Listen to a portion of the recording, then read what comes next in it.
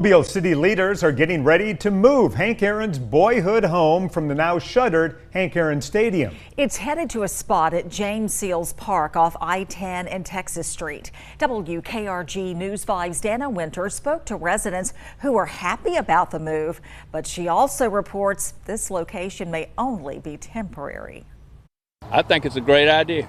I think it's very good. Hank Aaron's home is set to move to Augusta Street, but it may not be long term. The city calls the spot a temporary location. People living near the site say they'd like to see it stay. It's bringing tourists to my neighborhood. You know what? I think it'll be a great move because a lot of people around this area knew Hank Aaron. It will bring the property value up, and then it gives the youth something to do during the daytime, in the summertime when they're out. The home-turned-museum honors the accomplishments of one of Mobile's most famous baseball players.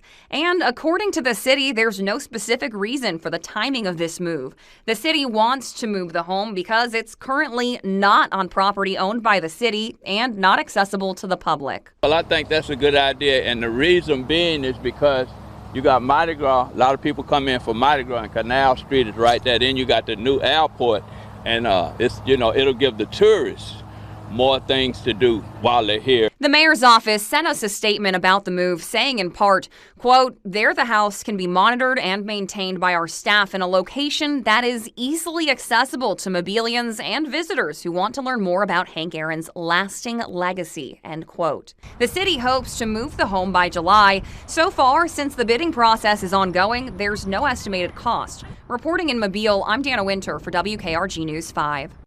The city tells us they'd ultimately like to see Hank Aaron's home placed in the Tolmanville community because that's where he grew up.